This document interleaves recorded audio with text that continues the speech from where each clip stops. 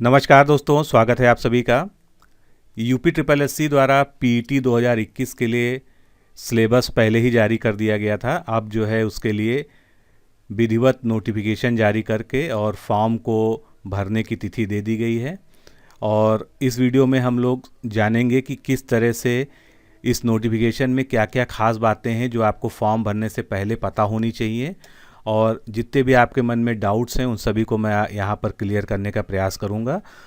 तो वीडियो को पूरा देखिएगा। यहाँ पर हम प्रिपरेशन स्टडी और सिलेबस का भी जो है डिटेल्ड अध्ययन करेंगे, किस तरह से सिलेबस को कवर करना है। तो चलिए शुरू करते हैं। सबसे पहले मैं आपको बता दूं कि हमारे संस्थान के द्वारा जो है ऑनलाइन वीडियो कोर्स स्टार्ट किया गया है, जिसमें आप एडमिशन लेने के लिए ज्वाइन पीईटी लिखकर हमारे नंबर व्हाट्सएप नंबर 9506742546 पर व्हाट्सएप के द्वारा भेज दीजिए और आपको सारी डिटेल यहाँ पर प्रोवाइड की जाएगी। इस वीडियो कोर्स में हम सभी सेगमेंट्स जो आपके सिलेबस में है उसको 1 बाय 1 टॉपिक बाय टॉपिक जो है कवर करेंगे वीडियो लेक्चर्स के माध्यम से। साथ में जो है आपको सभी टॉपिक्स का जो है नोट्स दिया जाएगा, पीडीएफ नोट्स आपको प्रोवाइड किया जाएगा, जो इस एग्ज़ाम की तैयारी के लिए सबसे ज़्यादा हेल्पफुल होगा। और साथ में आपको जो है एग्ज़ाम के कुछ दिन पहले, जब एग्ज़ाम की फाइनल डेट डिसाइड हो जाएगी, आपको जो है प्रैक्टिस के लिए टेस्ट सीरीज भी अवेलेबल कराई जाएगी। तो चलिए शुरुआत करते हैं। सबसे पहले ये विज्ञापन संख्या आपके सामने लिखी हुई है, एक परीक्षा 2021, जो आज ही जारी हुआ है। और इसको जो है प्रारंभिक अर्हता परीक्षा पीईटी यानी प्रीलिमिनरी एलिजिबिलिटी टेस्ट 2021 नाम दिया गया है। इसमें रजिस्ट्रेशन प्रारंभ जो है 25/5/2021 यानी 25 मई से हो चुका है। और ऑनलाइन शुल्क भी जो है आप जो है जमा कर सकते हैं। जो ऑनलाइन शुल्क जमा करने की अंतिम तिथि है वो 21/6/2021 है, यानी इसी को आप अपनी लास्ट डेट मान के चलेंगे, क्योंकि अगर आप शुल्क नहीं जमा कर पाएंगे तो फॉर्म जमा करने का जो है कोई औचित्य ही नहीं है। और इसके बाद एक और ऑप्शन आपको दिया गया है कि आप आवेदन पत्र में यानी अपने फॉर्म में अगर आपसे कोई गड़बड़ हो जाती है तो उसको संशोधन कर सकते हैं, उसमें करेक्शन कर सकते हैं। उसके लिए 28 जून तक का आपको समय दिया गया है। लेकिन यहाँ पर एक चीज़ ध्यान रखिए कि आप जो है सारी डिटेल को नहीं चेंज कर सकते, केवल जो है रजिस्टर्ड मोबाइल नंबर को छोड़कर, ईमेल को छोड़कर और कैटेगरी को छोड़कर अन्य कोई भी संशोधन कर सकते हैं। यानी सबसे पहले आपको ये ध्यान रखना होगा कि आप जो मोबाइल नंबर भरें वो आपका जो है फंक्शनल मोबाइल नंबर हो, जो आगे तक चलना हो। ईमेल भी आपका सही होना चाहिए। और आप जो भी कैटेगरी चुनते हैं, ओबीसी, एसटी, एससी, उसको भी आपको सही सही भरना है, क्योंकि आप संशोधन में इसको बिल्कुल भी संशोधित नहीं कर पाएंगे। तो इसमें केवल ऑनलाइन आवेदन किया जाएगा, ये स्पष्ट रूप से यहाँ पर लिखा हुआ है। किसी तरह का कोई ऑफलाइन जो है नहीं किया जाएगा। और इससे पहले एक और सुविधा शुरू की गई थी, 1 टाइम रजिस्ट्रेशन की, एक बार की पंजीकरण की। तो अगर आपने किया है या नहीं किया है, अब उससे कोई फ़र्क नहीं पड़ता है। अब आप सीधे जो है, जो वेबसाइट पर, official website UP triple SC की है, उस पर जो लिंक दिया हुआ है उस पर आप जाकर जो है अपने आप को रजिस्टर्ड कर सकते हैं, अपना फॉर्म भर सकते हैं। 25 मई से 21 जून तक आपको जो है ये जो है पूरी प्रक्रिया कर लेनी है। और प्रारंभिक परीक्षा की अनिवार्यता, यानी अब तक जितने भी एग्ज़ाम इससे पहले पब्लिश हो चुके हैं, जिनका चाहे वो जो है अभी तक जो है परीक्षा नहीं कराई गई है, वो इस कैटेगरी में नहीं आएगा। यहाँ पर ये ध्यान दीजिएगा, ये पीटी पहले होगा, पीटी के आधार पर मेरिट बनेगी, और उस मेरिट के आधार पर जो है जब से जो है मेरिट पब्लिश होगी उसके बाद 1 साल तक जितने भी वैकेंसीज आएंगी उसमें आप जो है मुख्य परीक्षा की तरह उसको आप दे पाएंगे। तो यदि किसी अभ्यर्थी द्वारा प्रारंभिक अर्हता परीक्षा में प्रतिभाग नहीं किया गया है तो उसके द्वारा आगे भविष्य में आयोजित की जाने वाली कोई भी मुख्य परीक्षा के लिए आवेदन किया गया है तो मुख्य परीक्षा का आवेदन वो नहीं कर सकेगा।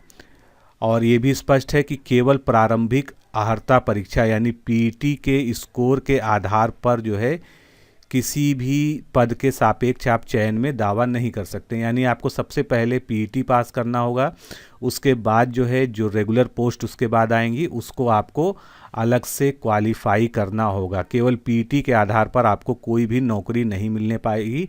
ये केवल एक क्वालिफाइंग परीक्षा है जिसको पास करना जो है सभी के लिए ज़रूरी है, भविष्य की सभी परीक्षाओं के लिए। लेकिन जो पिछली भर्तियां लंबित हैं उनसे इस पर कोई फ़र्क नहीं पड़ेगा, वो अपने मूल विज्ञापन के आधार पर ही जो है उसमें भर्तियां होंगी। अब इसमें कौन कौन सी पोस्ट आएंगी, तो 1900 ग्रेड पे से जितनी भी अधिक की जो है पद हैं और 4600 से ग्रेड पे से कम के जितने भी सीधी भर्ती के पद हैं सभी जो है यूपी SSSC की इस परीक्षा के उसमें आएंगी। और इसके अलावा जो है प्रारंभिक अर्चा परीक्षा के स्कोर की वैधता के अवधि में आयोग की ओर से प्रकाशित होने वाली मुख्य परीक्षा के विज्ञापनों से आच्छादित पदों पर चयन हेतु इस परीक्षा का परिणाम या स्कोर प्रभावी होगा। अब सबसे बड़ा सवाल था आप लोग के सामने जो पहले स्पष्ट नहीं था कि इसमें शैक्षिक अर्हता या एजुकेशनल क्वालिफिकेशन क्या होगी। तो इसमें जो है मिनिमम क्वालिफिकेशन रखी गई है, यानी हाई स्कूल या उसके समकक्ष। अगर आप हाई स्कूल पास हैं तो आप अप्लाई कर सकते हैं। आप हाई स्कूल के आगे जितना भी पढ़े हैं उससे कोई दिक्कत नहीं है, वो आपको जो है जब जो है रेगुलर पोस्ट आएगी तो वहाँ पर काम आएगा। लेकिन फ़िलहाल पीईटी के लिए आपको केवल और केवल हाई स्कूल पास होना चाहिए। और इसके बाद जो है हाई स्कूल अथवा इसके समकक्ष से कम अनिवार्य अर्हता ऐसे पद जो आयोग की परिधि में आते हैं, यानी अगर कोई ऐसा पद भी आता है जिसमें हाई स्कूल से कम जो है योग्यता मांगी जाती है तो उसके संबंध में आयोग के निर्णय के अनुसार अलग से परीक्षा या जो है उसके लिए कोई स्किल टेस्ट होगा या उसके लिए कोई फिजिकल टेस्ट होगा उसका आयोजन किया जाएगा। और इस श्रेणी के अभ्यर्थियों को पीटी परीक्षा में सम्मिलित होने की कोई बाध्यता नहीं होगी। यानी हाई स्कूल से अगर कोई कम योग्यता का पद आता है तो उसके लिए पीटी की कोई अनिवार्यता नहीं होगी, वो बिल्कुल एक अलग फ्रेश वैकेंसी की तरह कंसीडर होगी। इसके बाद आयु सीमा इसमें 18 वर्ष रखी गई है। लेकिन ये 18 वर्ष की गणना कब से की जाएगी, तो इस प्रकार ऐसे अभ्यर्थी जिन्होंने जुलाई 2021 को न्यूनतम 18 वर्ष की अपनी आयु पूर्ण कर ली, यानी आपकी 18 वर्ष आयु जो है 1 जुलाई 2021 को पूर्ण होनी चाहिए और 40 वर्ष से अधिक आयु जो है ना हो। लेकिन कैटेगरी वाइज छूट मिलेगी, जैसे जो है रिजर्वेशन में अलग से मिलती है। तो यहाँ पर स्पष्ट रूप से लिखा है कि अर्थात उसका जन्म 1 जुलाई 1981 से पहले का ना हो और 30 जून 2003 के बाद का ना हो। तो यहाँ से आप जो है अपनी एज वाली जो कैलकुलेशन है उसको करके देख सकते हैं। प्रारंभिक अर्हता परीक्षा यानी पेट के स्कोर के आधार पर जो शॉर्टलिस्ट किए जाएंगे अभ्यर्थी उनको मुख्य परीक्षा है तो विभिन्न विभागों से प्राप्त जो संगत पद होंगे जो उनकी अर्हता के अनुसार होंगे उनकी सेवा नियमावली के अनुसार न्यूनतम अधिकतम आयु अनुपन्न होगी। यानी इसके बाद जो है क्या होगा, अभी तो आप 18 वर्ष अगर मिनिमम है तो आप जो है, लेकिन अगर इसके बाद कोई ऐसा पद आता है जिसमें जो है न्यूनतम आयु 21 वर्ष होगी तो आपको 21 वर्ष का होना चाहिए उसको भरने के लिए। लेकिन जो है अद्यतन स्थिति के अनुसार जो है अन्य पिछड़ा वर्ग और अनुसूचित जाति, उसके अलावा जो है अन्य वर्गों को जो 5 वर्ष का मिलता है, फिर खेलों के लिए 5 वर्ष, विकलांगों को 15 वर्ष, भूतपूर्व सैनिकों को 3 वर्ष की उच्चतम आयु सीमा में छूट अनुमति की जाएगी। आरक्षण के सारे प्राविधान जैसे उत्तर प्रदेश में लागू होते हैं वैसे लागू होंगे। महिलाओं के लिए भी जो है इसमें अलग से आरक्षण होगा। साथ ही में अगर कोई इस स्टेट से बाहर यानी उत्तर प्रदेश के बाहर का अभ्यर्थी इस फॉर्म को भरता है तो उसको केवल और केवल जनरल कैटेगरी में कंसीडर किया जाएगा, चाहे वो एससी हो, एसटी हो, ओबीसी हो, इससे कोई मतलब जो है नहीं होगी।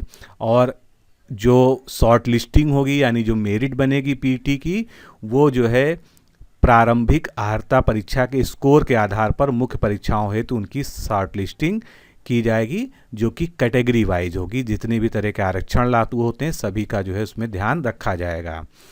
फिर परीक्षा योजना और पाठ्यक्रम ये पहले भी जो है यानी 20 फरवरी को ही जो है आयोग ने जो है जारी कर दिया गया था, जिस पे मैं पहले ही एक जो है डिटेल्ड वीडियो आपको बना चुका हूँ और आप उसको ज़रूर देख लीजिएगा। अभी हम आगे डिस्कस भी करेंगे।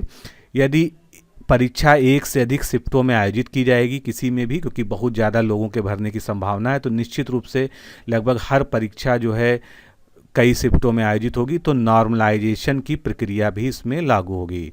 और नॉर्मलाइजेशन के लिए जो पहले 22 मई 2019 का जियो है उसका जो है उपयोग किया जाएगा, उसी के आधार पर नॉर्मलाइजेशन लागू किया जाएगा। परीक्षा की तिथि के बारे में अभी कोई स्पष्टता नहीं है, जून में तो इसकी लास्ट डेट ही है, तो आप ये मान के चल सकते हैं कि अगस्त से सितंबर के बीच में जो है इसका एग्ज़ाम हो सकता है। अगर आयोग जो है तत्परता दिखाएगा तो आप अपनी तैयारी को स्टार्ट कर दीजिए। आप पहले से अगर तैयारी कर रहे हैं तो अच्छी बात है, और हमारे साथ अगर आप तैयारी करना चाहते हैं तो आपको मैंने प्रक्रिया बता दी, आप जुड़ सकते हैं।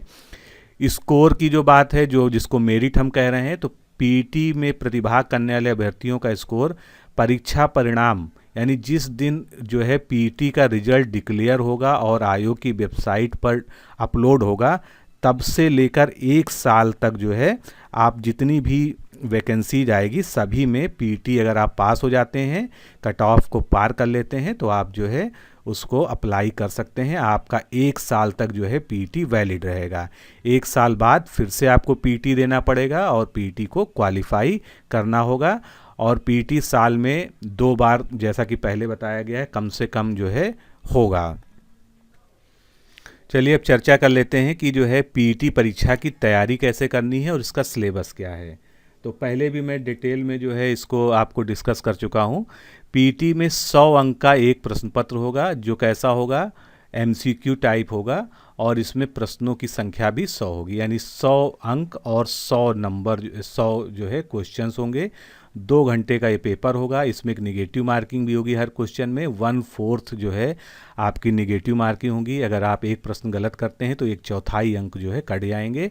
और जो इसका डिफ़िकल्टी लेवल यानी कठिनाई का स्तर बताया जा रहा है वो 9-10th से लेकर जो है 11-12 एनसीईआरटी लेवल का होगा।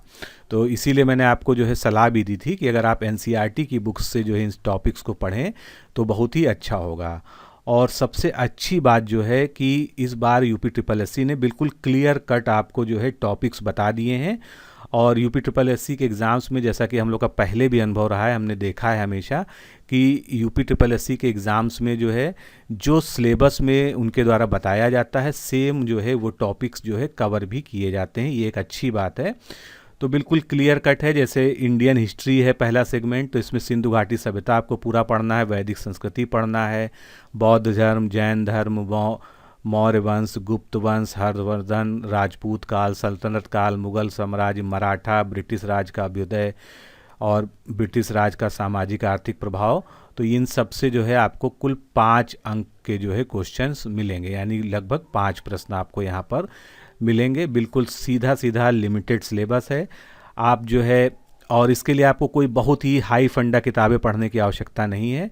सिंपली जो जीके की बुक होती हैं, जिस तरह से ल्यूसेंट की बुक होती है, या उसी पैटर्न पर कई सारी एनसीईआरटी सार भी आती हैं, क्योंकि इसको एनसीईआरटी के अनुसार बनाया गया है। तो आप बेहतर है कि अगर आप एनसीईआरटी की हिस्ट्री से इन टॉपिक्स को पढ़ लें 10th और 9 to लेके 12 तक की जो है, तो आपके लिए बहुत ही अच्छा रहेगा।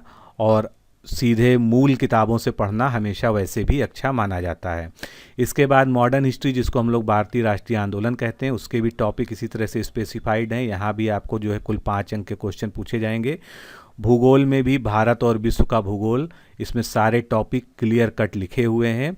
आप जो है ल्यूसेंट जीके से भी पढ़ सकते हैं। बाकी जो है भूगोल की एनसीईआरटी या महेश वर्णवाल की जो एनसीईआरटी सार करके जो है पूरी एक सीरीज आती है, भूगोल, इतिहास, विज्ञान सब उसमें होता है, तो आप वो भी ले सकते हैं। और थोड़ा सा ये ध्यान जरूर रखिएगा क्योंकि एक बहुत बड़ी परीक्षा होनी है ये, इसमें लाखों लोग शामिल होने हैं। तो भले ही इनके द्वारा ये कहा जा रहा है कि 10 to 12 तक के क्वेश्चन आएंगे, लेकिन वो क्वेश्चन ज़रूर जो है इस तरह के होंगे कि आपको जो है थोड़ा सा सोचने पे मजबूर कर देंगे। यानी क्वेश्चन जो है उनका कठिनाई स्तर जो है निश्चित रूप से आप महसूस करेंगे।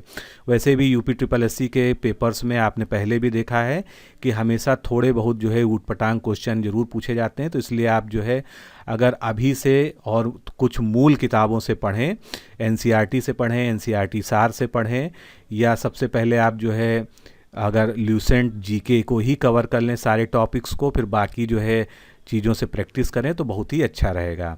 इसी तरह से भारतीय अर्थव्यवस्था में भी आपको क्लियर कट टॉपिक दिए हुए हैं, ये आपको सभी कवर करने पड़ेंगे। भारतीय संविधान, यानी कि जो है Indian constitution and public administration से भी जो है सारे टॉपिक दिए हैं, जो कि पॉलिटी के अंतर्गत आते हैं और आप लोगों ने जो विभिन्न एग्ज़ाम्स के लिए पहले तैयारी भी की है। तो सभी के अंक आपके सामने लिखे हैं, 5 अंक का जो है यहाँ पर ये सेगमेंट होगा। और इसके बाद जो है जनरल साइंस में जो है प्रारंभिक भौतिक विज्ञान, प्रारंभिक रसायन विज्ञान, प्रारंभिक जीव विज्ञान, यानी फिजिक्स, केमिस्ट्री और बायोलॉजी तीनों आएंगे और तीनों से मात्र 5 क्वेश्चन जो है 5 अंक के आपको करने होंगे। यानी इसमें बहुत ज़्यादा डीप पढ़ने की भी आवश्यकता नहीं है अगर आप ल्यूसेंट जैसी किताबों से पढ़ रहे हैं, लेकिन आपको अच्छे से पढ़ना होगा और जो है लगभग सभी टॉपिक्स को आपको कवर करना होगा। इसके बाद आती है प्रारंभिक अंकगणित। सारे टॉपिक क्लियर कट यहाँ पर दिए हुए हैं, इतने ही टॉपिक आपको पढ़ने हैं, इसके अलावा आपको कुछ नहीं पढ़ना है। RS अग्रवाल की जो है आप बुक ले लीजिए और उससे प्रैक्टिस कर लीजिए, जितने भी उदाहरण हैं उसको लगाते रहिए। किरण की बुक आती है और भी जो है कुछ मैथ्स की अच्छी बुक आती हैं, जिसमें आपको जो है हाई स्कूल लेवल की जो है मैथ्स जो है तैयार करनी है, SSC में जिस तरह से पूछा जाता है हाई स्कूल लेवल का। फिर सामान्य हिंदी में भी बिल्कुल क्लियर कट टॉपिक हैं, संधि, विलोम, पर्यायवाची, वाक्यांश के लिए एक शब्द, लिंग। तो ये सारे टॉपिक जो है बहुत ज़्यादा टफ भी नहीं है, आप आसानी से इसको तैयार कर सकते हैं और इससे आपको मात्र 5 क्वेश्चन जो है पूरा पढ़ के मिलना है। फिर इसमें इंग्लिश को भी डाला गया है, तो इसमें इंग्लिश में जो है ग्रामर के भी क्वेश्चन आएंगे, उसके अलावा अपठित गद्यांश यानी अनसीन पैसेज दिया रहेगा, उन पर आधारित कुछ क्वेश्चन दिए रहेंगे। कुल मिलाकर जो है पूरी जनरल इंग्लिश केवल 5 अंकों की होगी, यानी इसको आप ये मान के चलें कि 5 क्वेश्चंस में जो है आपका जो है पूरी जनरल इंग्लिश कवर होगी। इसलिए जो है जनरल इंग्लिश से related noun, pronoun, word, adverb, उसमें जितने भी फ्रेज हैं, तो ये सब जो है सामान्य टॉपिक्स जो है, जो जैसे कि आप न्यू लाइट ले सकते हैं जो आपने हाई स्कूल में पढ़ी है, तो या जो है ल्यूसेंट की भी जनरल इंग्लिश आती है और भी जो है, तो बहुत ज़्यादा हाई लेवल की किताब लेने की ज़रूरत नहीं है, हाई स्कूल लेवल की किताब से जो है आपका काम चल जाएगा। लॉजिक एंड रीजनिंग में भी सारे जो है आपके सामने टॉपिक्स जो है क्लियर कट दिए हुए हैं, इससे भी जो है आपको 5 अंक के जो है प्रश्न मिलेंगे। तो इसके लिए आप SSC की जो है कोई भी बुक जो है रीजनिंग की ले सकते हैं और उससे इन टॉपिक्स को आप जो है अच्छे से जो है तैयार कर लीजिए और उस पर जितना भी हो सके उतना लगातार प्रैक्टिस करते रहिए। फिर करंट अफेयर्स से जो है 10 क्वेश्चन आएंगे। अब देखिए ये सेगमेंट बड़ा है, अगर आपका मान के चलें कि अगस्त सितंबर में एग्ज़ाम होता है तो आपको जो है मात्र 7-8 महीने का, यानी आप जनवरी से तैयारी अपनी स्टार्ट करिए, जनवरी 2021 से करंट अफेयर्स पढ़ना शुरू करिए और एग्ज़ाम के 15-20 दिन पहले तक का करंट अफेयर्स आपको कवर करना रहेगा।